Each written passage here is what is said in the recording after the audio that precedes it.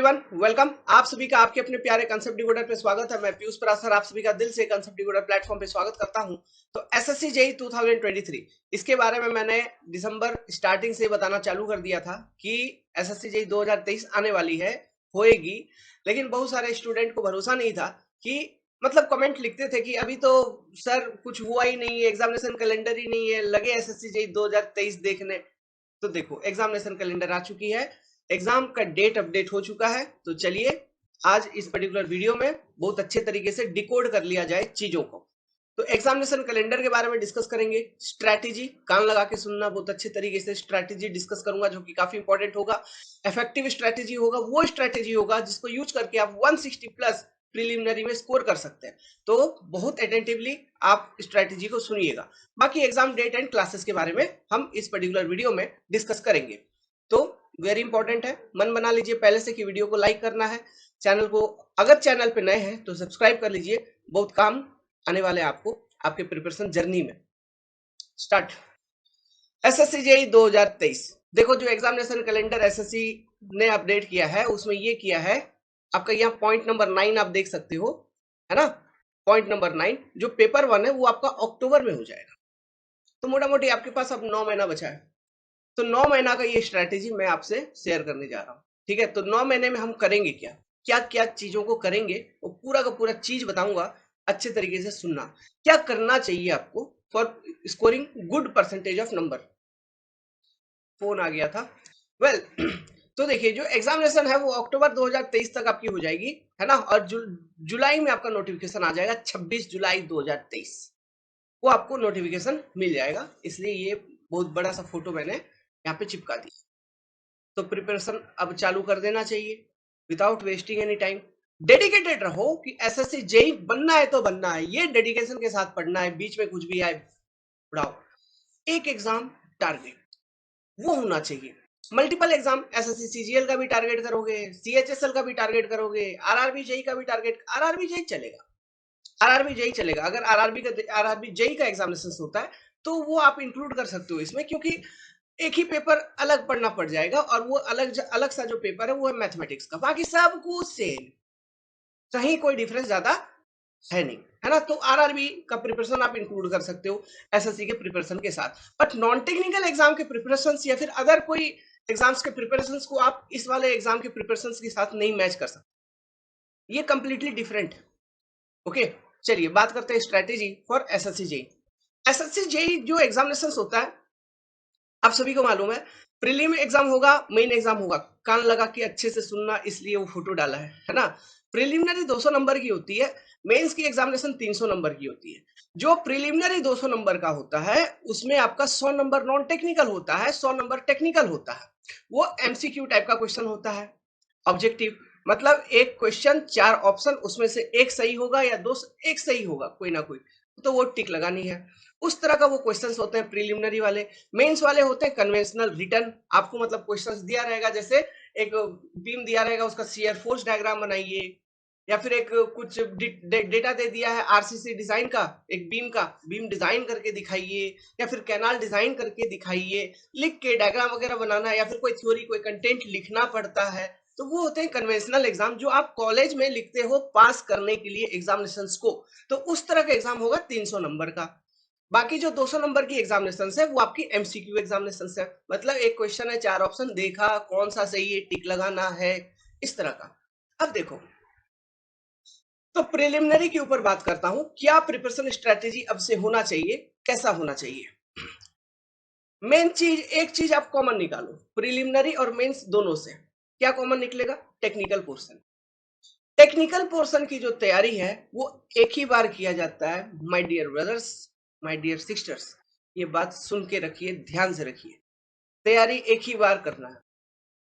इसका क्या रीजन है मैं आगे चल के बताऊंगा, है ना। तो टेक्निकल कॉमन निकाल दो। पहला गड़बड़ी रहता है, पहला डाउट रहता है सबसे पहले नॉन टेक्निकल सक्सेस। ठीक है, तो नॉन टेक्निकल में जो इसका नॉन टेक है उसमें क्या पोर्शन क्या है, 50 नंबर तो रीजनिंग है सबसे पहले। तो रीजनिंग पे कमांड बनाओ, रीजनिंग पे कमांड बनाओ अभी से, प्रैक्टिस आज से डेली एक टारगेट बना लो कि 2 घंटा अपने को रीजनिंग प्रैक्टिस करनी है एग्जामिनेशन तक। श्योर शॉर्ट टारगेट बना लो, वो 2 घंटा चूकना नहीं चाहिए पर डे का। रीजनिंग कमांड हो जाएगा। प्लस मैं आपको इन्फॉर्म दे दूं, 15 जनवरी के बाद से अपना कंसेप्ट डिकोडर प्लेटफॉर्म के ऊपर जो रीजनिंग है, किरण पब्लिकेशन की किताब आती है रीजनिंग की, वो मैं फ्री में कंप्लीटली किरण पब्लिकेशन आपको यहाँ पे सॉल्व करवा दूंगा। 1 रुपया आपको देने की जरूरत नहीं है कहीं पर भी। सुपरमैन हीमैन को सारा का सारा रीजनिंग मैं आपको यहीं पे करवा दूंगा, ए टू जेड। 18 से 20 हजार क्वेश्चन, एसएससी सीजीएल वाले, एमटीएस वाले, जेई वाले, सारे के सारे। ठीक है, तो रीजनिंग आपको यहीं पे मिल जाएगा। तो आप सब्सक्राइब कर लो चैनल को पहले तो वो फ्री में रहेगा, free free for everyone, reasoning classes. अब देखिए तो रीजनिंग हो जाएगा, तो रीजनिंग पे प्रैक्टिस करो, जितना प्रैक्टिस करोगे उतना बेटर है। अलग से कुछ चीज है नहीं रीजनिंग में। आप क्वेश्चंस देखोगे, क्वेश्चंस अगर देखोगे रीजनिंग का, तो उसमें 8-10 क्वेश्चन छोड़ के बाकी सब क्वेश्चन इजी एंड रेपिटेटिव वे का होता है, मतलब रेपिटेटिव मोड में होता है। मतलब ये वो पहले उस तरह के क्वेश्चंस आ चुके होते हैं। वो जो 8-10 क्वेश्चन जो लगते हैं थोड़ा नया या फिर डिफिकल्ट ड्यूरिंग एग्जामिनेशंस, वो होते हैं सीरीज वाले। मान लो सीरीज वाले क्वेश्चन जितने भी आए छोड़ दिए, 8-10 ही आते हैं, छोड़ दिए। वो भी क्या, नंबर सीरीज। अल्फा सीरीज वाला तो बहुत इजीली हो जाता है, नंबर सीरीज छोड़ दिया, 8-10 छोड़ दिया, 40 नंबर फिर भी तो स्कोरिंग कर सकते हो। उस 40 पे कमांड क्यों नहीं बनाते? समझ रहे बात को मैं क्या कह रहा हूँ? 40 नंबर को कमांड बनाओ कि रीजनिंग में हमको 50 में से 40 चाहिए किसी भी तरह से इन रियल टाइम, हमको उतना लाना ही लाना है, 50 में से 40। तो वो कमांड बनाइए जो डिफिकल्ट लग रहा है questions examination, real time examination में। अभी प्रैक्टिस के दौरान तो हम लोग करके जाएंगे प्रैक्टिस, लेकिन अगर रियल टाइम एग्जामिनेशन में लग रहा है टाइम कंज्यूमिंग या लॉजिक नहीं कैच हो रहा है, उसको स्किप करके आगे बढ़ो बस। उस पर दिमाग देना नहीं है, टाइम वेस्ट कर देगा। SSC is a game of time, समझ रहे हो बात को? एसएससी टाइम का गेम है, टाइम बहुत कम रहती है इसमें, इसलिए अपना स्पीड, एफिशिएंसी सब कुछ बढ़ाना है। एक्यूरेसी सबसे इंपॉर्टेंट चीज है, सटीकता वो सबसे इंपॉर्टेंट चीज है। और इसके लिए अगर बेस्ट बुक आपको मैं बताऊं सेल्फ प्रैक्टिस के लिए, वो है किरण पब्लिकेशन का। आप किरण पब्लिकेशन का एसएससी जेई का, एसएससी जेई नहीं उसका एसएससी का रीजनिंग आता है, आप खरीद लो। उसमें 18 से 20 हजार क्वेश्चन होंगे, घोल के पी जाओ। मेरे को नहीं लगता कि रीजनिंग में तुम 40 से कम फिर ला पाओगे। हाँ, दिल से, प्यार से, सच में सॉल्व करना है। वो किताब ला के डेस्क पे रख दिए कोई मतलब नहीं है, टेबल पे पड़ा हुआ है उसका कोई मतलब नहीं है, उसको प्रैक्टिस करो। रीजनिंग का मान लो, चलो ठीक है, हमने जैसे बोला कि हम वीडियो वीडियो के माध्यम से वो प्रैक्टिस करवा देंगे। यार वो तो हमको बनाना है तो मैं इसलिए बनाऊंगा, है ना? आप वो देखोगे, लेकिन उससे बेटर क्या है, आप वो किताब से अगर आप पढ़ेंगे तो ज्यादा बेटर है। मैं रियलिटी बता रहा हूँ, this is the real thing. Reasoning में आपको कोई भी कभी थोड़ा सा कंसेप्ट ही बताएगा और 20-25 क्वेश्चन सॉल्व करवाएंगे, उससे ज्यादा और क्या होगा? आप शॉर्टकट ट्रिक वगैरह थोड़ा आइडेंटिफाई करिए, चीजों को याद करिए, कोडिंग डिकोडिंग का शॉर्टकट ट्रिक वगैरह एक 20-25 पन्ने का एक नोट्स बना लो जिसमें शॉर्टकट ट्रिक है। उसके बाद रिगरस प्रैक्टिस करो क्वेश्चंस का। वही चीज आपको आपका इंप्रूवमेंट कराएगा रीजनिंग वाले सेक्शन में। हंसी लग रही होगी तो हंसी रोक लीजिए, दिस इज द रियलिटी। आगे बात करते हैं, जो नॉन टेक्निकल पोर्शन अब बचा 50 नंबर का बचा। ये जो अब नॉन टेक्निकल सेक्शन 50 का बचा, इसमें मेन चीज होता है आपका करंट अफेयर। ठीक है, इस बार की जो एग्जामिनेशन हुई थी उसमें उसका काफी जो पैटर्न है काफी अलग थी। करंट अफेयर ये बहुत पुराने पूछे थे, तो उम्मीद करूंगा जो अगला वाला एग्जामिनेशन होगा उसमें भी करंट अफेयर काफी पुराने पूछे जाएंगे। तो मेरा सजेशन ये रहेगा, 2023 का एग्जाम है तो 2023 का तो करंट अफेयर करो ही करो, प्लस 2022 के भी करके जाओ। यही मेरा सजेशन रहेगा, नहीं नहीं भी कम से कम तो 2022 का लास्ट 6 मंथ से लेके फिर 2023 का, है ना? क्योंकि अभी जो रिसेंटली 23 वाला एग्जाम हुआ था वहां बहुत ही अनप्रेडिक्टेबल टाइप का क्वेश्चन, अविश्वसनीय टाइप का क्वेश्चन करंट अफेयर वाले सेक्शन में पूछे गए थे आपसे। समझ में आ रहा है बात? ठीक है, तो ये करंट अफेयर करना ही करना है। 10-12 क्वेश्चन आते हैं करंट अफेयर के। ओके, वो जो 50 नंबर का बाकी जीके जीएस पोर्शन रहा, तो करंट अफेयर को अच्छे से फोकस करिए। अब देखिए उसके बाद, उसके बाद बहुत सारा टॉपिक है, हिस्ट्री है, ज्योग्राफी है, पॉलिटी है, साइंस है। ये सारे टॉपिक बेसिकली आपके रहते हैं। इनमें से क्या प्रिपेयर करना चाहिए, क्या स्किप करना चाहिए? मेरा मानना ये है करंट अफेयर अच्छे से प्रिपेयर करो, उसके बाद साइंस वाले पोर्शन को प्रिपेयर करो, फिर पॉलिटी और ज्योग्राफी वाले पोर्शन को प्रिपेयर करो। हिस्ट्री जितना याद है याद है, अलग से नहीं पढ़ो, भूल जाओ। 3-4 नंबर के क्वेश्चन आएंगे 50 में से, और वो 3-4 नंबर के लिए कितना सारा हिस्ट्री पढ़ोगे, कितना याद करोगे बताओ? पूरा सिविल सर्विस के प्रिपरेशन फेज से गुजरना होगा हिस्ट्री में, तब जाके वो चीजें, क्योंकि वहां क्वेश्चन जो पूछता है भले लग रहा है ऑब्जेक्टिव क्वेश्चन, लेकिन वो ऑब्जेक्टिव क्वेश्चन कौन से कोने से पूछा है, वो कोने को कवर करने के लिए आपको पूरा का पूरा कंटेंट जाना होगा ना। किसी भी टॉपिक का कोई भी पोर्शन आप छोड़ नहीं सकते, समझ रहे हो? तो वो हिस्ट्री में बहुत अनप्रिडिक्टेबल टाइप का क्वेश्चन पूछ लेता है कभी कभी। जो स्टैंडर्ड एंड बेसिक चीज है हिस्ट्री में, उतना याद करके जाओ, क्वेश्चन आया तो आया, नहीं तो नहीं आया, जय श्री राम। लेकिन जो कंटेंट कवर किया जा सकता है बहुत इजीली दिमाग लगा के, वो कंटेंट क्या है? पहले करंट अफेयर को रेगुलर वे में करिए। दूसरा चीज जो अपने को करना है, रियलिटी बताता हूं, साइंस पे फोकस करो। ये साइंस वाला जो पोर्शन है, ये आपका आरआरबी जेई में, एसएससी जेई में, दोनों में आपका काम आ जाएगा। तो साइंस पे फोकस करिए, be active on science, follow the NCERT books, या फिर हमारे पास क्लासेस, बेस्ट क्लासेस साइंस की पड़ी हुई है, वो मैं आपको प्रोवाइड कर दूंगा। उसके ऊपर आऊंगा, बताऊंगा, क्लासेस के बारे में भी बताऊंगा। तो साइंस, फिर पॉलिटी, उसके बाद फोकस करो पॉलिटी के ऊपर। उसके बाद फिर ज्योग्राफी के ऊपर फोकस कर सकता है, इंडियन ज्योग्राफी। ठीक है, मैप तो खास करके देखो, ये ध्यान रखो मैप वगैरह। पर देखो बात क्या होता है, ये ज्योग्राफी रिलेटेड ये सारे जो क्वेश्चन है, ये करंट अफेयर का जब प्रिपरेशन करोगे आप, है ना, उसी दौरान वहां पे बहुत सारी चीजें आएंगी। कभी ये घाटी, है ना, कभी ये आपका यूनेस्को का कुछ डेटा आएगा, कभी नेशनल पार्क का कोई डेटा आएगा। तो जैसे ही वो नेशनल पार्क का डेटा आया, तो वो आगे ज्योग्राफी का पोर्शन, है ना, तो वो केवल आप वो सिंगल नेशनल पार्क याद करके नहीं छोड़ दो। अब क्या करो, अच्छी प्रिपरेशन वो होगी कि नेशनल पार्क के बारे में पढ़ लो, इंडिया का सारा का सारा अच्छे तरीके से, कौन किधर कब बना, क्या नाम, किस स्टेट में, क्या जानवर, ऐसा कोई भी टॉपिक, मतलब जीके से रिलेटेड कोई टॉपिक में अपग्रेडेशन आ रही है करंट में, तो उस टॉपिक को बैकग्राउंड में अच्छे से कवर कर लो बस। मैक्सिमम चांसेस होता है जो जीके वाला पोर्शन है उसमें जो स्टैटिक का क्वेश्चन पूछेगा, वो उन्हीं टॉपिक से पूछेगा जो करंट में चल रही है, उनसे कोई पुराना क्वेश्चन पूछ सकता है, ये मैक्सिमम चांसेस। इसका चांसेस 80% टू 85 रहता है, 80 टू 90 कह लो, या फिर ये चांसेस रहती है। तो ऐसा करना चाहिए, समझ में आ रहा है बात? ओके, तो इन सब चीजों में ऑब्वियसली आप अगर सेल्फ नहीं कर पाएंगे, कंसेप्ट डिकोडर आपका मदद करेगा, 120% हेल्प करेगा। आंख बंद करके हमारे ऊपर आप ट्रस्ट कर सकते, ठीक है? चलिए, ये तो हो गया नॉन टेक्निकल सेक्शन का बात। अभी अच्छा, नॉन टेक्निकल सेक्शन के लिए किताब कौन सा खरीदे? मैं बोल लू एक चीज, देखो जो जीके जीएस वाला पोर्शन है, अब वो उतना यार उतना समय नहीं है कि आप उतना बहुत प्रिपरेशन चालू करो, तब तो सीजीएल के प्रिपरेशन में घुस जाओगे फिर पढ़ते पढ़ते। मैं एक चीज बोलता हूं, अगर सेल्फ करना है तो एक चीज बता रहा हूं, लूसेंट का एमसीक्यू वाला किताब खरीदिए, उसमें क्वेश्चन आंसर याद कर लो, इंजीनियर्स हो, ठीक है, याद कर लो, एसएससी जेई में काम आ जाएगा।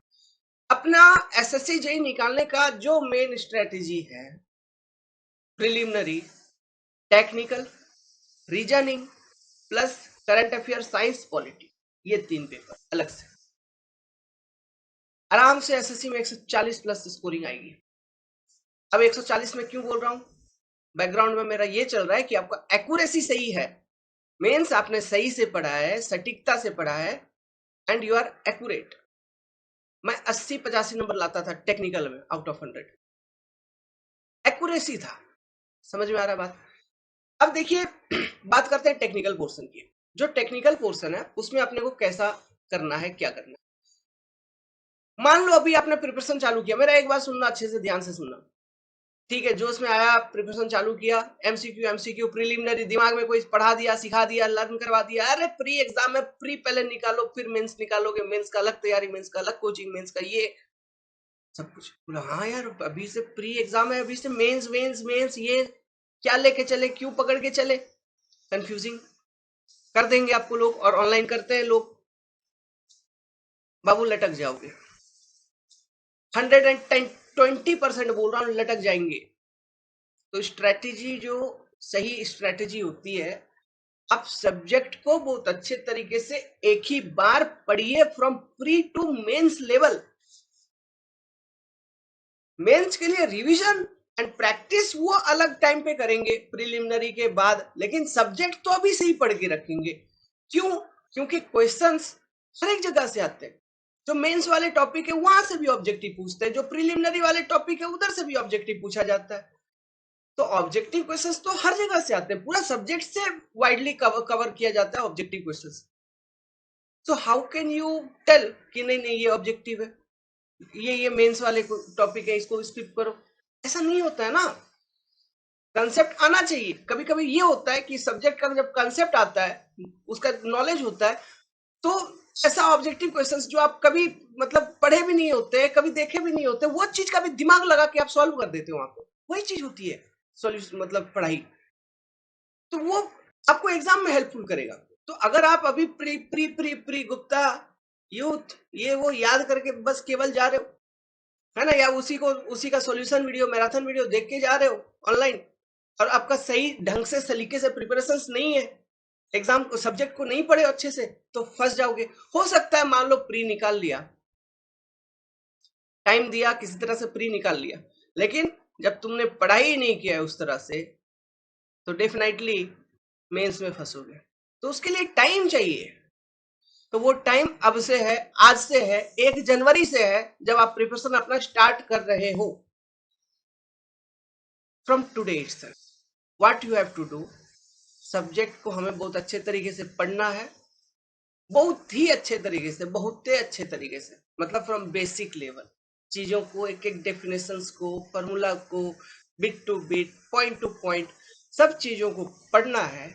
पढ़ने के बाद उस चैप्टर का जो भी सब्जेक्ट है उस चैप्टर का सारा एमसीक्यू क्वेश्चंस लगाओ, प्रीवियस ईयर एसएससी के लगाओ, गेट के लगाओ, इंजीनियरिंग सर्विस का लगाओ, plus 40 to 50% of conventional questions को प्रैक्टिस करके आगे बढ़ो। This is the thing. First chapter, second chapter, third chapter, हर एक सब्जेक्ट, ये होगा आपका सही प्रिपरेशन। तो ये इस तरह से प्रिपेयर करके आप सितंबर तक सारा का सारा टॉपिक सब्जेक्ट सब निपटाओ। आपके पास अब टाइम नहीं बचा, you have no time for your मतलब एडवेंचर। ये आपका एडवेंचर ही है समझिए, एसएससी जेईई 2023। ठीक है, तो एडवेंचर आज से स्टार्ट हो गया। प्रिपरेशन करिए मन लगा के ढंग से। अब इसमें मैं आपका हेल्प करूंगा बहुत डिटेल वे में। अब देखिए मैं आपका इसमें आपके प्रिपरेशन जर्नी में कैसे हेल्प करूंगा। Concept decoder launching civil engineering foundation classes at just ₹2023। देखो यार, एक सबसे बड़ा डाउट, सबसे बड़ा कंफ्यूजन जो तुम्हारे मन में होगा, मन में ये होगा कि अब इतना कम पैसे में ये चीज है, कोई फ्रॉड ना हो जाए, कुछ ना हो जाए। सबसे पहले तो ये चीज आप डाउट हटाइए, मेरे स्टूडेंट रैंकर है, टॉपर है, विदिन 10 भी है। ठीक है, बहुत सारे इंटरव्यू पड़े होंगे, चैनल पे देख लीजिएगा। ओके, सो पहले तो वो चीज हटाओ माइंड से। उसके बाद जो चीज मैं आपको बता रहा हूँ, बात ध्यान से सुनना। जो एक माइंड में कंसेप्शन मतलब कॉन्सेप्शन होता है कि देखो जैसे हॉलीवुड में एवेंजर को कैसे दिखाया गया, कैप्टन अमेरिका, एवेंजर, ऐसा सब कुछ दिखाया जाता है ना, सब कुछ। लेकिन अपना सलमान भाई भी है टॉपर, समझ रहे हो बात को? तो हरदम जब चीजें दिखती है वैसे होती नहीं है। एक्चुअली क्या है, ये मार्केट वैल्यू, ब्रांड वैल्यू, इन सब चीजों के कारण आपको ज्यादा अधिक से अधिक कॉस्ट देना पड़ जाता है। हम एज ए फ्रीलांसिंग जॉब कर रहे हैं, फ्रीलांसिंग वर्क कर रहे हैं, पढ़ाया जा रहा है आपको वही सेम, उससे ज्यादा बेटर प्रीमियम क्वालिटी का कंटेंट आपको अवेलेबल होगा 2023 रुपीज में। आपका समय बर्बाद नहीं जाएगा, आपका पैसा बर्बाद नहीं जाएगा, और आप अच्छे तरीके से प्रिपरेशन भी कर पाओगे, बहुत ढंग से, बहुत तरीके से।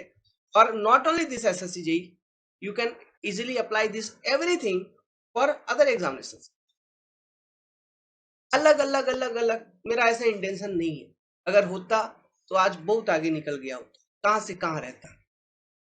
सो हम पढ़ाते हैं, टाइम देते हैं, समय देते हैं, फ्रीलांसिंग वर्क है, तो ये मेरा चार्जेस है। आगामी नव वर्ष 2023 के लिए जो हमारा फी रहेगा वो रहेगा 2023 रुपीज। अब ये चीज का वीडियो मैं पहले से एक्सप्लेन कर रखा हूँ, क्योंकि हमको तो मालूम था ऐसा चीज आने वाली है ना, तो ये पहले से मैंने एक्सप्लेन कर रखा है। तो ये ऑफर मैंने दिसंबर 25 को लॉन्च किया था, अप टू जनवरी 5 जनवरी तक। इसमें आपको पूरा का पूरा सिविल इंजीनियरिंग की classes plus non technical classes, सारा न्यू क्लासेस अवेलेबल होगा। इसमें जो अवेलेबल चीज है, जो कंटेंट है, वो आप देख लीजिए। All subjects classes from basic to hero level, class PDF notes, technical plus non technical both, plus doubt solving, ये सारा पोर्शन आपको इसमें अवेलेबल होगा। अभी इसका जो रियल फी है मैं आपको दिखाता हूँ। ये बैच मेरा अभी से नहीं, ये हमने, ये जो अपना बैच है SSC target batch SSC JE pre 2023 pre plus mains, ये देखिए यहाँ पे तो 22 लाइक पहले से है। एक्चुअली जो मेरा फी है वो है 3499, ये केवल टेक्निकल का है। This is only for technical, फिर नॉन टेक्निकल अलग चलता है ना। तो मोटा मोटी एसएससी जेई का जो प्रिपरेशन आप कंसेप्ट डिकोडर प्लेटफॉर्म पे आप करते हो तो आपको चार्जेस पड़ जाती है 5000 rupees. But this new year हमने ऑफर निकाला है कि आप अगर 5 जनवरी तक एनरोल कर लेते हैं देन आप 2023 रुपए में गिफ्ट है, ये समझ लो, है ना। तो एक पॉजिटिव ऊर्जा के साथ आइए प्रिपरेशन करते हैं, मेरे साथ पढ़ते चलो, आगे बढ़ते चलो, निकल जाओगे, फंसोगे नहीं कहीं एग्जामिनेशन से, ठीक है। बाकी सिलेबस वगैरह आप आगे चल के हमारे यहीं पर वीडियो वगैरह देख सकते हो, है ना। चैनल पे बहुत सारे वीडियो पड़े होंगे, एक बार नहीं 100 बार सिलेबस एक्सप्लेन किया है, कितने घंटे का है, क्या स्ट्रेटेजी है, सब कुछ बहुत डिटेल में एक्सप्लेन किया है। तो वो सब चीजें देख सकते हो, बार बार क्या ही रिपीट करूं, एज लिमिट, एलिजिबिलिटी, ऐसा वैसा, कोई मतलब नहीं है ना। जो बेसिक चीज आपको जानकारी चाहिए थी कि क्या होना चाहिए, क्या जुनून के साथ, क्या ऊर्जा के साथ तैयारी करने बैठोगे, वो चीजें मैं बता दिया। अपना प्रमोशन करना था, आपको क्लास बताना था, वो चीज मैंने आपको बता दिया, बस खत्म। अगर फिर भी कोई डाउट रहती है आपको तो आप कमेंट करो, मैं उसका निवारण करूंगा। ऑल द बेस्ट, जय श्री राम।